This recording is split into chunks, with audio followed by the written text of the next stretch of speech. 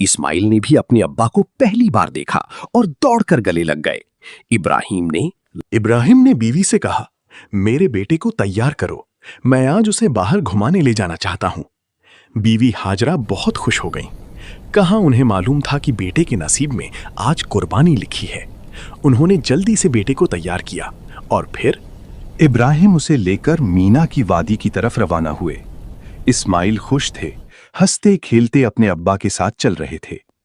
इब्राहिम कभी बेटे की मुस्कुराहट देखकर मुस्कुराते तो कभी आंखें भर आती कि मैं उसे कुर्बान करने जा रहा हूं।